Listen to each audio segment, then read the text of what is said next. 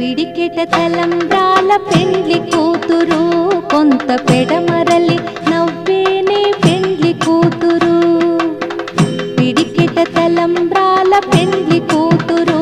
కొంత పెడమరలి నవ్వేనే పెండ్లి కూతురు